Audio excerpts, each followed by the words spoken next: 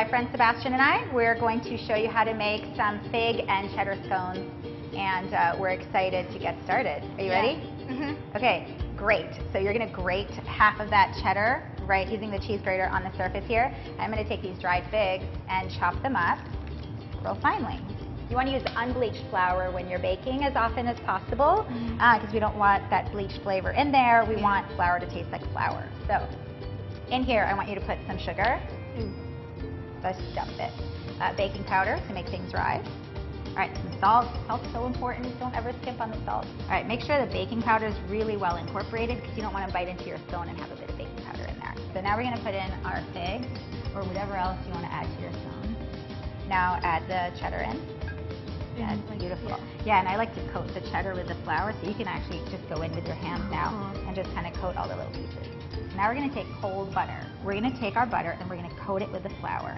And then I like to flake the butter. So you're going to take your butter and flake it. And you want the pieces of butter to be about the size of your thumbnail. All right, I think we're good. You ready? Mm-hmm. It's so nice, thank you. All right, so now we're going to take our milk, our buttermilk here, and our cream. We're going to pour it all at once. And the key here is not to mix this too much. So if you want your scones to taste like hockey pucks, you can stir this a lot. But we want these to be light and fluffy. So what we want to do is just stir this just until the flour barely escapes. So we're going to dump this, and we're going to pat it like this. And we're going to give it what's called the business letter fold. And if I feel like there's a few more dry bits, I'll do it one more time. That's it. And now we're going to put this in the freezer for a little bit, because our hands got really warm in here. Our scones will be much fluffier and yummier if we pat it down a little bit and put it in the freezer for a few minutes. I'm going to be showing you how to make ricotta. You add a mixture of 3 cups milk and 1 cup cream to the pot, and you let this mixture simmer. Once it's simmering, you add the acid, which I'm using vinegar, and then turn off the heat. Try not to stir it too much after you add the acid, or else the kernels might go away. And then you just leave this here to settle for maybe about 30 minutes. So we are going to make some roasted strawberries. So first, Zavi is going to help us wash the strawberries. You don't want a faucet to go directly over some gentle berries, because then it'll hurt the berries. So instead, you want to give them a bath in cold water. So all you want to do to roast the strawberries is cut off the little green stem and then put them just standing upright like that. So you want to bake these for 10 to 15 minutes at 350 to 375, just until you smell them ready.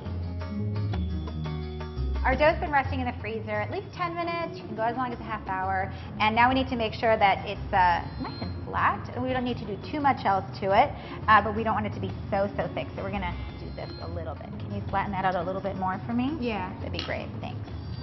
All right, so whenever you're using a rolling pin, you want to go from the center down and the center up, instead of going like this, because otherwise the butter will melt. Okay, so now we want to get a biscuit cutter and we want to cut these out. If you don't have a biscuit cutter, make a circle here and just cut a bunch of triangles.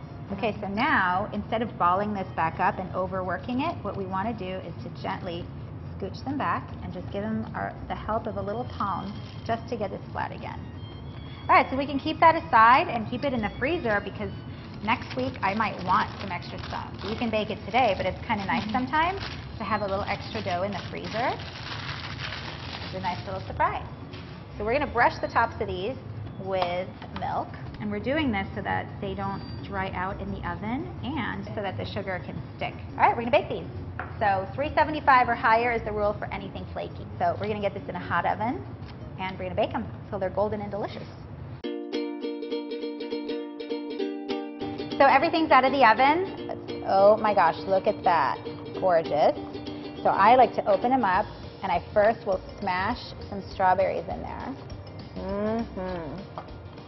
Gonna get them really juicy. And then you can serve it with a little bit of ricotta right on top of the strawberries. Thanks for baking with us, and know that if these guys can do it, so can you.